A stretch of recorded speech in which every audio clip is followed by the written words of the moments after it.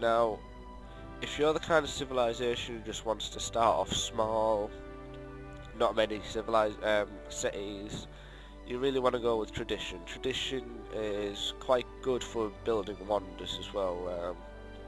Aristocracy, you get a 15% increased production when building wonders.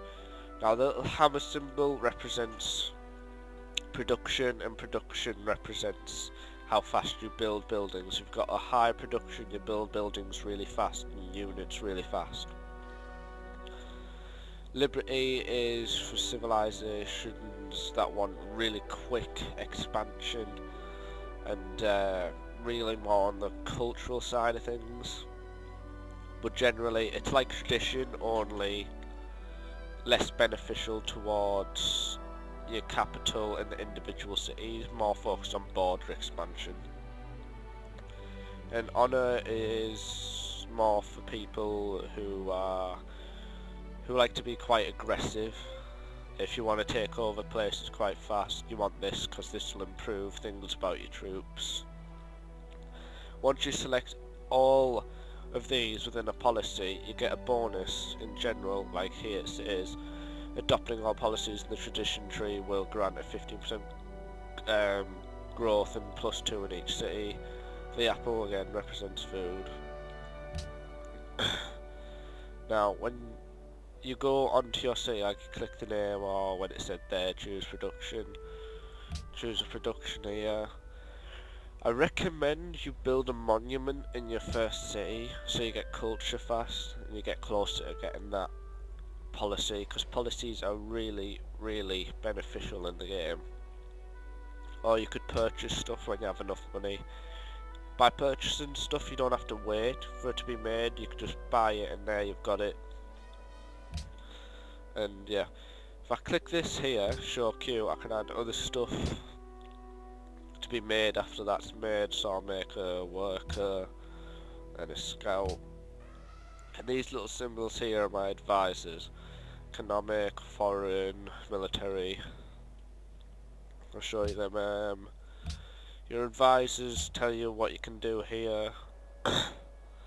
Consider what enemies might be planning, but not too much. If you did that, I wouldn't have a job.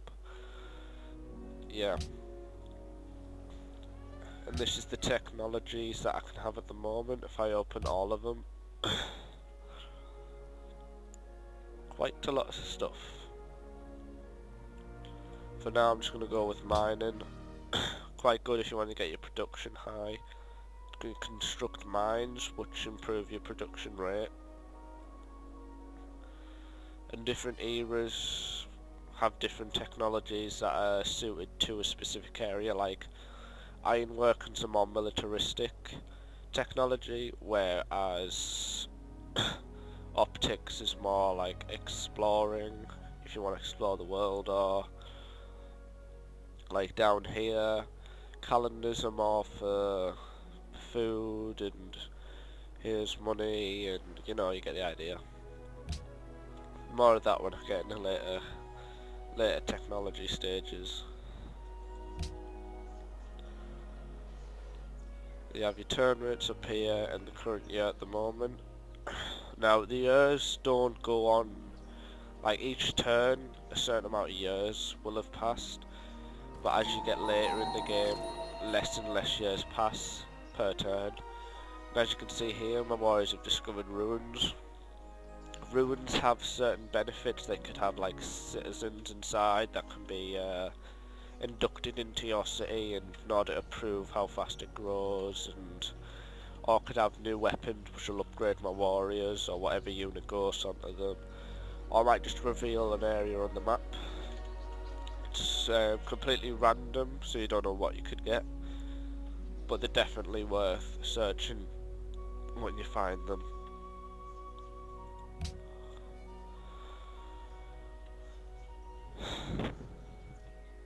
Right now I'll just be quite steady until I can get my monument and my workers. Like there, I've got discovered a technology from searching the ruins. The meat. That's allowed me to get mining really quickly. so I'm going to get archery now. And by doing that, I'll have been placed in the lead of technology, because I found ruins that allowed me to get technology sooner instead of waiting for it.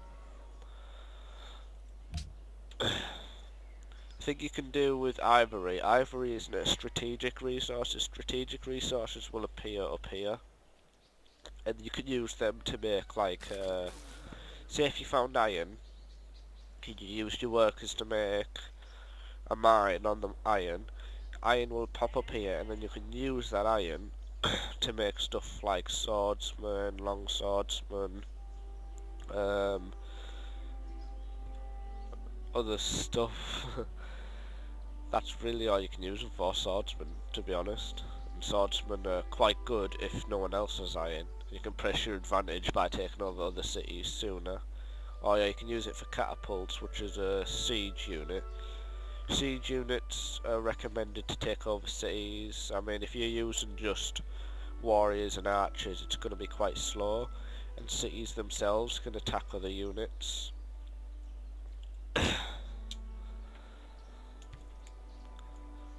But these here are luxury resources. You can use luxury resources to gain sway in diplomatic negotiations, such as if you're trying to negotiate peace with another civilization, you could like offer them, I don't know, 5 ivory for 30 turns, and it might sweeten the deal. But what you want to do is, when you first start off, you just go out exploring, and by the looks of it, that is America. America typically is kind of the diplomatic for the first part, and then they start getting slightly more aggressive when they want resources.